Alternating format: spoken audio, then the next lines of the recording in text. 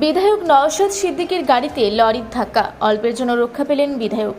হাওড়ার অঙ্কুরহাটিতে দুর্ঘটনার কবলে নওশাদ সিদ্দিকী। পুলিশ সূত্রে জানা যায়, রাত 10:30 নাগাদ কলকাতার দিক থেকে আসা নওশাদ সিদ্দিকীর গাড়িটি ডুমজুড়ির দিকে যাচ্ছিল। হঠাৎ অঙ্কুরহাটি চেকপোস্টের কাছে বাঁক নেবার সময় একটি লরির সাথে পাশাপাশি ধাক্কা লাগে। ঘটনাস্থলে ক্ষতিগ্রস্ত হয় নওশাদ সিদ্দিকীর গাড়িটি।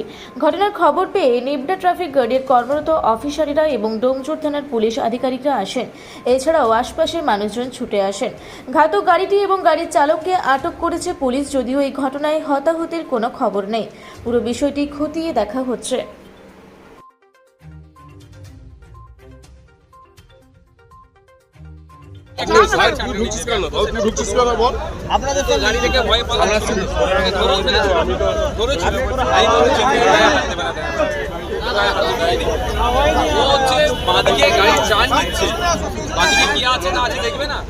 আমাদের 4 চাকা ছিল, এখানে 2 চাকা থাকলে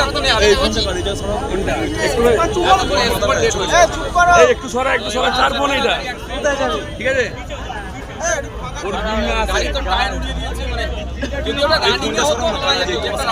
হাবিবের মা বল এটা উচিত অবশ্যই ডান দিক বাঁ দিক দেখে দরকার।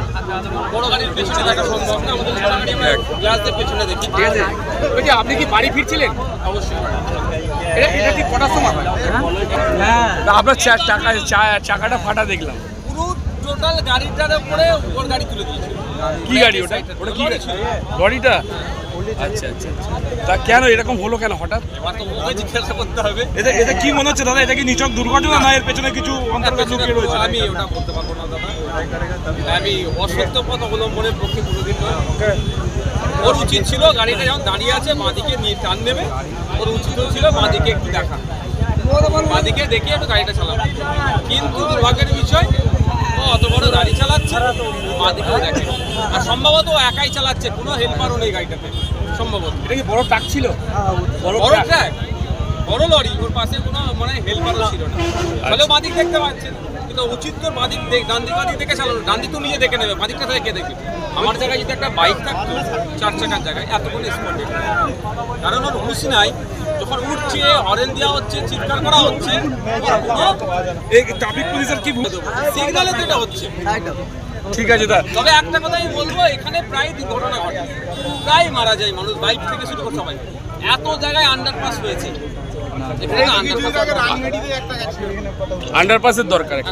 দাদা ড্রাইভার, আমি তাকে দেখে জিজ্ঞাসা করিনি, থানার আইসি স্যারের সাথে কথা বলে এগুলো অন্তত ওকে আগে চেক করুন, ও আপনার মদ্যপান করে আছে নাকি। যদি মদ্যপান করে চালায়, যে খারাপ দিয়ে যায় সেটা দেখবে। আমি কি বলবো বলছি, আমি কি ওর কাছ থেকে আমি ক্ষতিপূরণ চাইবো? গরিব মানুষের কীভাবে দেবে? ক্ষতিপূরণ চাওয়ার পক্ষপাতী নয়, চাইবও না। ঠিক আছে দাদা।